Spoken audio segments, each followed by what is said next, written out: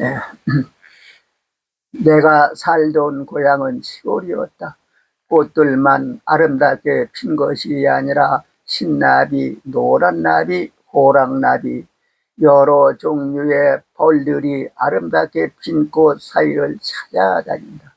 이팝 잠자리, 조팝 잠자리, 메밀 잠자리, 장수 잠자리는 머리 위로 날아다니고, 봄이면 뻐꾹새 소리, 여름이면 뜸부기 소리, 저녁이면 소쩍새 소리, 여우 우는 소리, 노루 우는 소리가 심심치 않게 들려온다.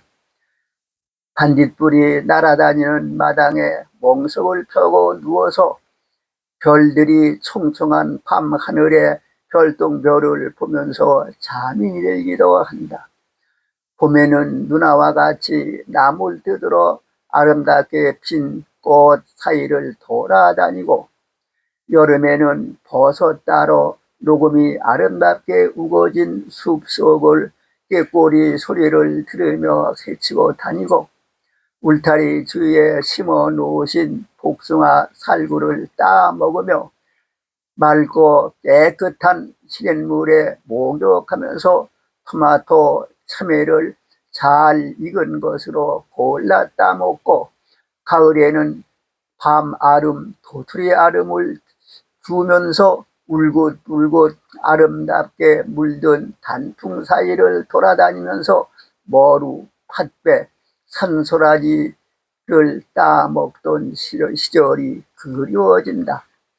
내 위로는 성이 있었다고 하는데 일찍 죽어 내가 장남이 되었다. 우리 식구가 9명인데 모두들 나만을 위해 주시는 것 같았다. 특히 할아버지, 할머니께서 귀엽게 사랑하여 잘 돌보아 주셨다. 피란을 나와서 등원리에 살 때 할아버지는 일산에서 사셨다. 언젠가 할아버지께서 산삼 한 뿌리를 캐 오셨다고 하시면서 나에게 먹으라고 하셨다. 나는 먹지 않겠다고 하였으나 그때 내가 늑막염에 걸려 있으면서 치료를 받지 못하고 있던 때라 하는 수 없이 먹었다.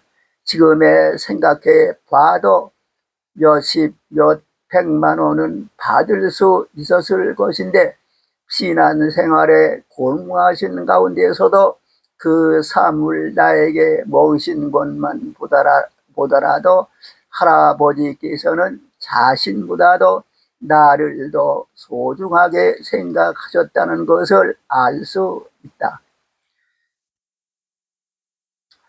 증조 할아버지께서 남의 보증을 서 주셨는데 그 사람이 사업이 잘 안 되어 빚을 갚지 못하고 죽었다고 한다. 보증을 서 주신 것으로 인해서 논, 밭, 집까지 다 빼앗기게 되셨다. 증조 할아버지께서 화병으로 돌아가시니 아들들에게 갚으라고 하여 할 수 없이 집과 기물까지 모두 다 내어주고 삼형제들이 뿔뿔이 헤어졌다고 한다. 할아버지께서는 할머니와 같이 토산 깊은 산속으로 들어가 화전민 생활을 하시다가 얼마 후 다시 고향에 돌아오셔서 개성 사람과 같이 인삼재배를 시작하시면서부터 생활이 좋아지기 시작했다고 하셨다. 개성 사람은 자금을 대고 할아버지는 일과 관리를 담당하셨다고 한다.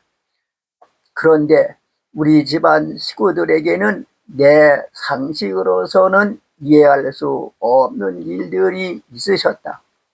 할아버지께서는 개성 사람과 인삼재배를 하심으로 개성을 가시는 일이 종종 있으셨다고 한다. 우리 집에서 개성이 오십니라고 하는데 아침 일찍 떠나서 볼일을 보고 돌아오실 때는 저녁 늦게 돌아오실 때가 많았다고 하셨다.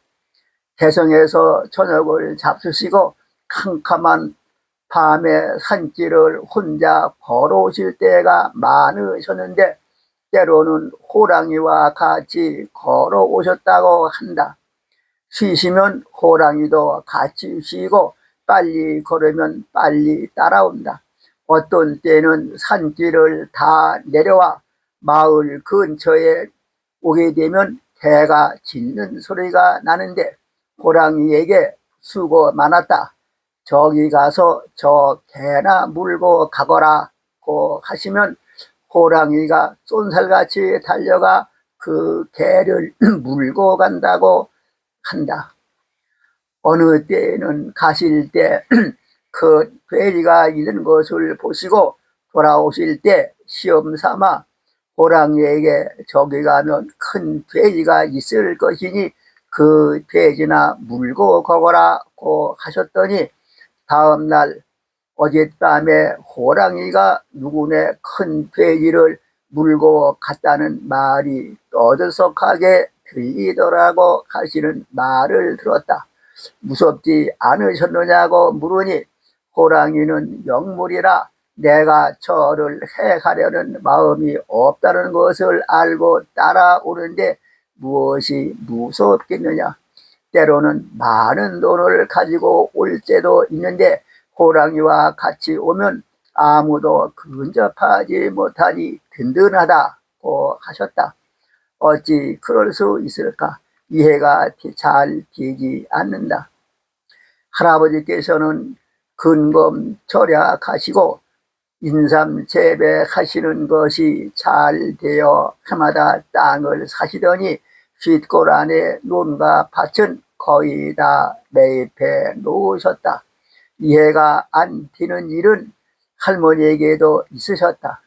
할머니는 평범한 부인이신데 며느리들을 대하시는 것이나 우리들에게 하시는 것이나 모든 일을 하시는 데 있어서 조금도 부족함이 없는 모범이 되시는 선숙한 분이셨다.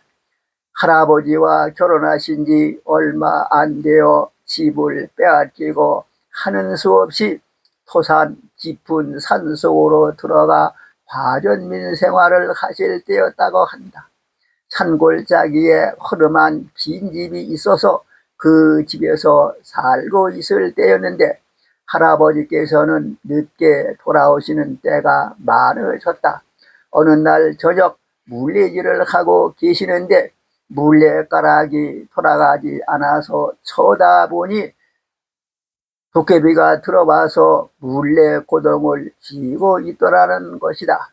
너는 누군데 물레질도 못하게 하느냐고 물으시니 나는 이 집의 주인이다. 다른 데로 가라고 하더라는 것이다. 다음날 저녁에 또 와서 왜 안 갔느냐?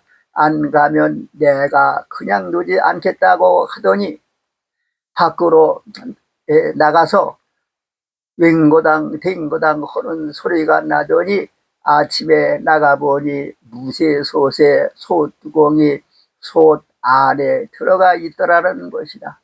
하루 종일 밥도 해 먹지 못했다고 하셨다. 저녁에 도깨비가 또 와서 아직도 안 갔느냐고 하므로 갈 곳이 있어야 가지 않겠느냐. 갈 곳이 없는데 어디로 가느냐. 하루 종일 밥도 해 먹지 못했다.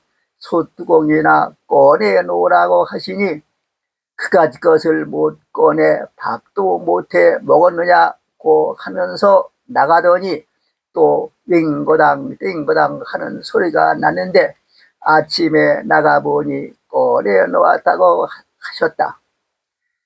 저녁에 또 와서 너는 내가 무섭지도 않느냐? 왜 다른 곳으로 가지 않느냐고 하므로 갈 곳이 있어야 가지 않겠느냐? 살 곳이 없어 이런 곳에 와서 사는 사람 너는 불쌍하지도 않느냐? 잘 돌봐주지는 못하더라도 쫓아내지는 말아야 할 것이 아니냐고 하시니 도깨비는 하는 수 없군 하면서 그 뒤로는 말썽을 부리지 않고 도깨비와 친해졌다고 하셨다. 도깨비에게 물으면 잘 가르쳐 주었다고 하셨다. 할아버지께서 언제쯤 오시겠느냐고 물으면 오시는 시간까지 정확하게 가르쳐 주더라고 하셨다. 언제나 고향으로 돌아가겠느냐고 물으니 할아버지께서 하시는 일이 잘 되어 얼마 안 되어 가게 될 것이라고 하면서 고향에 돌아가면 먼저 살던 곳에서 살지 말고 고개 하나, 삼탄고개라고 하는 고개 하나만 넘으면 좋은 집터가 있으니 거기에 집을 짓고 살라고 하였다고 하셨다. 우리 집이 있는 곳에 위치는 부밀 뒷산인 망추봉 줄기에서 내려온 산 밑에 있고 뒷동산에서 갈려 나온 왼쪽 산은 민등산이라고 하는데 동북쪽으로 감싸고 있으며 바른 쪽으로 갈라져 나온 산은 앞산이 되어 우리 집을 감싸고 있다. 삼면이 산으로 둘러싸여 있고 동쪽만이 뚫려 있는 아늑한 곳이었다. 풍수 지리를 연구한 사람들이 보더라도 좋은 집터라고 할 것이다. 그 후 고향에 돌아와서 살 때 전에 살던 곳인 부밀에는 60여 호의 집안이 살고 있으며 쥐골에는 아무도 살지 않는 외딴 곳이지만 도깨비가 가르쳐 준 곳에 집을 짓고 살았다고 하셨다.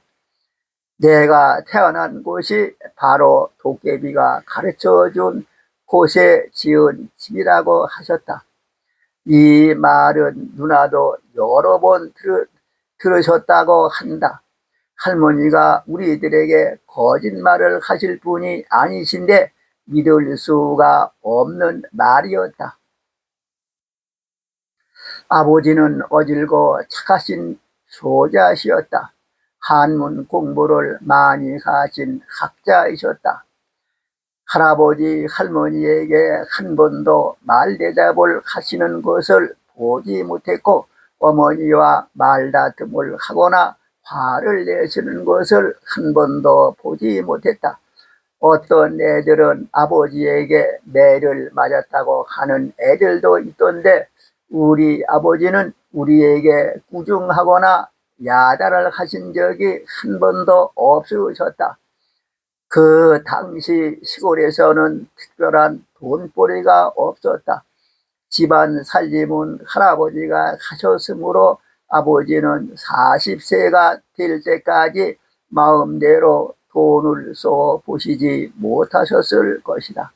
언젠가는 동네 어느 집에 가셔서 며칠 밤 정을 읽어 드린 적이 있었다.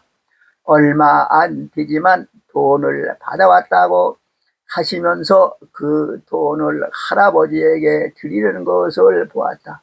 할아버지께서 네가 밤을 새면서 벌어온 돈인데 내가 왜 그 돈을 받겠느냐? 네 마음대로 쓰라고 하시면서 받지 않으시니 장날 장에 가셔서 할아버지의 옷과 고기를 사다가 봉양하시는 것을 보았다. 참으로 어렵게 벌어온 돈이라 쓰고 싶은 곳도 많으셨을 것인데 부모님을 위해서 쓰시는 것이다. 부모님에게는 그렇게 하는 것이라는 것을 나는 크게 배웠다. 그 뒤에 내가 잘한 것은 없지만 경기도지사로부터 효자 표창장을 받게 된 것도 그때 아버지에게 배웠기 때문일 것이다. 어머니 역시 착하신 분이셨다. 그때 아버지는 동네 구장을 보고 계셨다. 그 당시 북한의 인민군이 38선을 넘어와 구장을 끌고 가는 일이 종종 있었으므로 어머니는 아버지에게 작은 부인을 얻어주어 임진강 건너 금촌에 가서 살도록 하시려고 하셨다. 할아버지께서 맷돌은 곰보라도 대청마루에 있어야 하고 숫돌은 빤빤해도 시궁창에 있어야 한다. 작은 마누라를 얻어줄 경우 앞으로 너에게 불행하게 될 수도 있을지 모른다고 하시면서 반대하시어 이루어지지 못했다. 만약 그렇게 하셨더라면 인민군에 끌려가 살해되시지는 않으셨을는지도 모른다. 그런데 그 당시에도 남편이 외박했다고 해서 부부싸움을 하는 사람들이 있었다고 하는데 어머니는 어떻게 자진해서 작은 부인을 얻어주려고 생각하셨을까? 천심을 가지셔서 자신은 조금도 생각하지 않으시고 남편만을 위하시는 마음뿐이셨을까? 지금 생각해 보아도 보통 사람이 아니셨다는 것을 느끼게 됩니다. 어머니는 피난 생활에 할아버지, 할머니를 잘 봉양하실 수가 없으셨다. 결식이 있으면 잡수시지 않으시고 가지고 오셔서 할아버지, 할머니에게 드리셨다. 농사품을 팔 때에는 저녁밥을 잡수시지 않고 가지고 오셔서 우리들에게 주신 적도 여러 번 있으셨다. 할아버지가 담배를 즐겨 피우셨는데 돈이 없을 때에는 담배 꽁초를 주워 가서 모아 할아버지에게 드리는 것을 보았다. 남들을 도울 수 있는 일이 있으면 최선을 다해서 도와주셨다. 고향에 살 때에 가난한 아주머니가 와서 일을 하면 저녁밥을 넉넉히 지어서 갈 때에 싸주시는 것도 여러 번 보았다. 피난을 나와 등원리에서 살 때 가난한 생활을 하였다. 그 중에서도 어머니께서는 나를 한문소당에 보내주셨다. 그 은덕으로 4년 동안 한문을 배웠는데 그것이 내가 살아가는데 중요한 부분을 차지하게 되었다. 원고를 쓰고 경전세일을 할 수 있게 된 것이 그때 한문을 배웠음으로 인해서 할 수 있게 된 것이다. 우리 어머니는 참으로 훌륭한 분이셨다. 잘 받들어 효도로 섬기지 못한 것을 생각하면 지금도 눈물이 나온다. 어머니 회갑 때는 두 동생들이 군에 나가 있었다.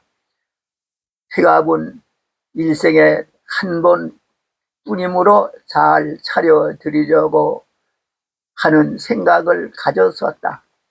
어머니에게 어떻게 하는 것이 좋으시냐고 물으니 다음에 하는 것은 회갑이 아니지 않느냐고 하시오.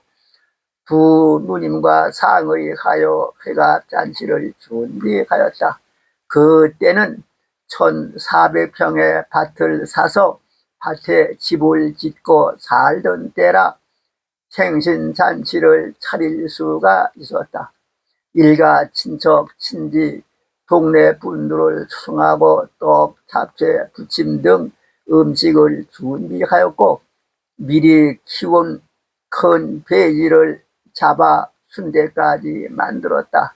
유세 사시는 아저씨인 이종옥 씨가 와서 보시고 돼지고기가 이렇게 많으냐고 하셨고 숙소실에서 일을 하시려고 오신 동네 형인 이덕중 님께서도 사람을 얼마나 많이 초청했기에 음식을 이렇게 많이 만들었느냐고 하셨다.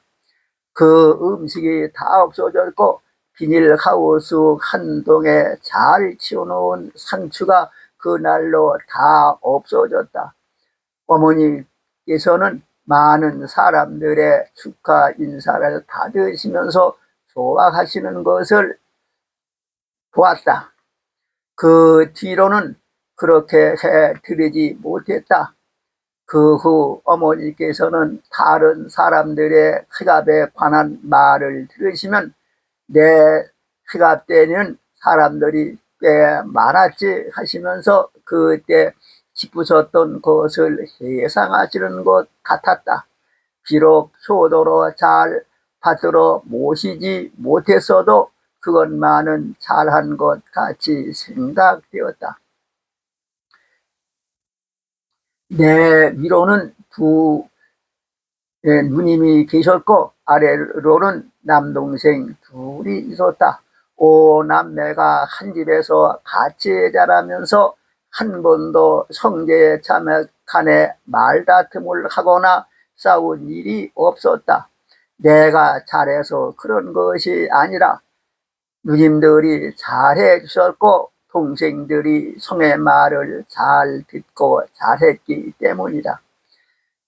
신앙하는데도 형이 하라고 권해도 동생들이 듣지 않는 사람이 많다고 하던데 우리 형제 자매들은 내가 같이 하자는 말을 한 번도 하지 않았는데도 두 동생이 자진해서 천도교를 하겠다고 하여 입교를 했고 두 누님께서도 본인이 스스로 하겠다고 요청하여 입교식을 해드렸다. 어느 날 큰 누님께에게 들렀더니 둘째 딸 영옥이가 병이 나서 어제도 병원에 갔었고 오늘 오전에도 병원에 갔었는데 조금도 소음이 없다고 하시면서 걱정하고 계셨다. 울고 있는 아이를 안고 가슴에 손을 대고 신고하고 주문을 외웠더니 아이가 울음을 그치고 잠이 들어 자고 있었다.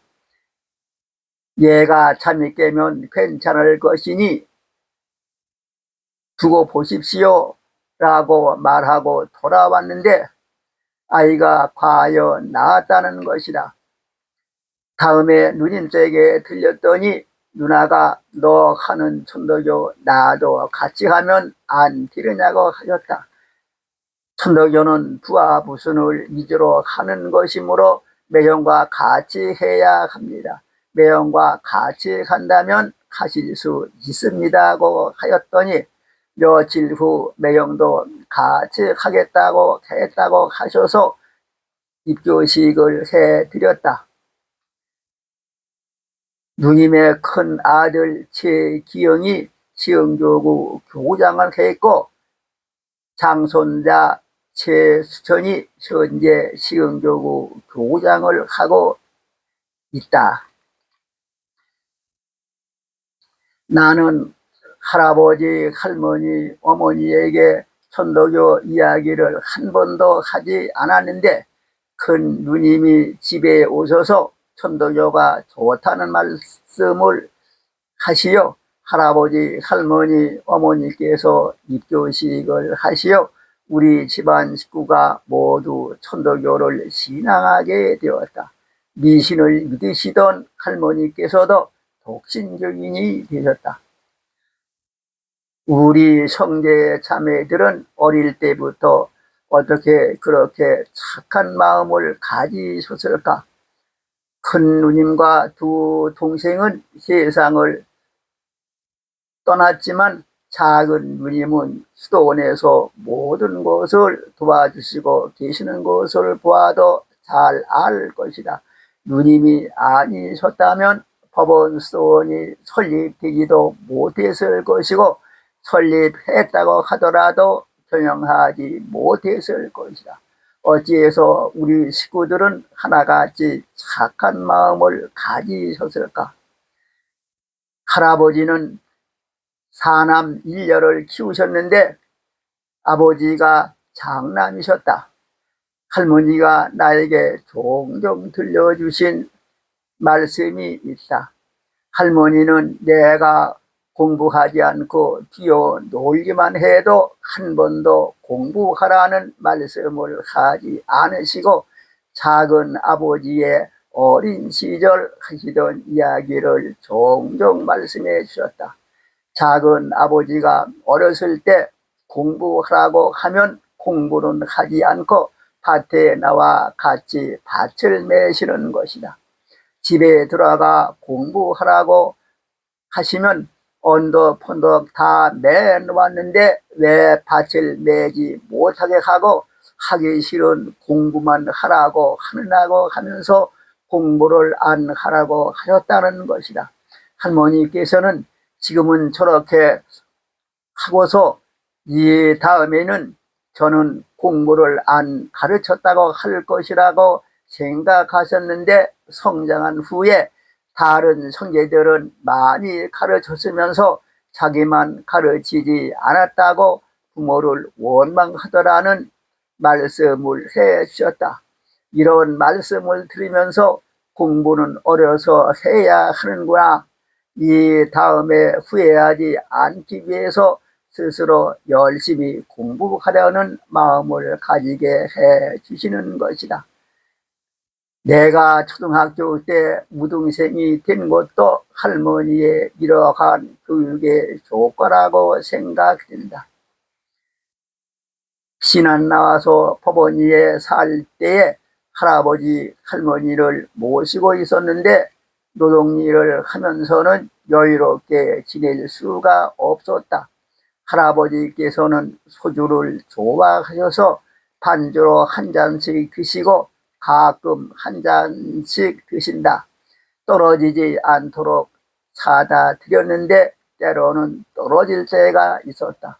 할머니께서는 작은 아버지에게 소주를 사오라는 말을 한 번도 하지 않으시고 하시는 말씀이 살았을 때는 본 척도 하지 않다가 죽은 뒤에는 상다리가 부러질 정도로 많은 재물을 차려놓겠지. 먹을 때 사다 주면 잘 먹지. 먹지 못할 때 사다 주지 않고 먹을 때는 사다 주지 않고 먹지 못할 때 많은 재물을 차려놓는 것이 무슨 필요가 있겠느냐고 하셨는데 과연 그렇게 하셨다. 나는 이 말씀을 듣고 부모님은 살아계실 때 잘 받들어야 된다는 것을 크게 깨닫게 되었다. 내가 경기도지사의 부점장을 받게 된 것도 할머니와 아버지, 어머니께서 말없이 하시는 것을 보고 배웠기 때문이라고 생각된다. 할머니께서는 내게 필요하신 것이라고 하더라도 다른 사람에게 해달라고 부탁하신 것이 없으셨다. 아들에게 소주 한 병 사오라는 말씀도 하지 않으셨다. 나는 이런 것을 보면서 나에게 1억 번나 편리하고 좋은 것이라도 나를 위해서 다른 사람에게 부담이 되거나 괴로움이 되는 일을 해서는 안 된다는 것을 깨닫게 되었다. 할머니는 나를 사랑하러 키우시면서 내가 잘못한 일이 있어도 한 번도 나무라지 않으시고 이런 방식으로 교육시키셨다. 초등학교 다닐 때 어느 날 모자 장사가 모자를 가지고 와서 우리 반 남학생 모두에게 돌려주면서 집에 가지고 가서 부모님에게 말하여 사준다고 하는 사람은 돈을 가지고 오고 그렇지 않은 사람은 모자를 도로 가지고 오라고 하였다. 학생 모두가 다 가지고 갔는데 유독 나만이 안 가지고 갔다. 그 모자가 좋기는 했지만 할아버지에게 부담을 드리지 않으려는 것이었다. 할머니에게서 배운 그대로 실행했기 때문이다. 뒤에 할아버지께서 그 사실을 아시고 왜 안 가지고 왔느냐고 하시면서 앞으로 그런 일이 있으면 가지고 오라고 하셨다. 그러나 나는 무엇을 사달라고 하는 말을 한 번도 하지 않았다. 내가 어려서 홍역을 할 때에 밥을 먹지 않으려고 하였다. 할아버지께서는 나에게 밥을 먹이도록 하기 위해서 밥 한 숟갈 먹는데 돈 한 푼씩 주겠다고 하셨다. 나는 먹기 싫어도 돈 받는 재미에 억지로 밥을 먹었던 것이다. 동전이 없을 때는 종이돈을 쓰었다. 요즘으로 말하면 동전이 없으면 지폐 1,000원짜리를 주셨고 1,000원짜리가 없으면 10,000원짜리를 주셨고 10,000원짜리가 없으면 5만 원짜리를 주셨다. 밥을 잘 먹을 때까지 그렇게 하셨으니 그 액수가 적지 않았을 것이다. 그때 시골에서는 돈을 쓸 데가 없었다. 그러므로 할아버지께서 큰 돈을 주셨을 것이라 생각된다. 그 돈을 한 푼도 쓰지 않고 모아서 어머니에게 드렸다. 얼마 후에 삼산 고개로 가는 길 옆에 밭관원을 사시면서 내가 근금절약하면서 땅을 사놓는 것은 너를 위해서다. 이 땅은 네 돈을 합해서 산 것이니 네 이름으로 하겠다고 하시더니 그 땅을 내 명의로 해 놓으셨다고 하셨다. 그 말씀을 듣고 나는 검검절약하면서 돈을 모아 누군가를 위해서 써야 된다는 것을 크게 배웠다. 내가 여러 권의 책을 출판해서 무료로 돌려드린 것도 할아버지와 어머니에게 배웠기 때문일 것이다. 이제 할아버지, 할머니, 아버지, 어머니 모두 환원하셨으니 하려야 할 수가 없다. 이제는 하느님을 잘 섬겨 스승님 교훈하신 그대로 하느님께서 명하신 그 일을 이루다가 갈 뿐이다.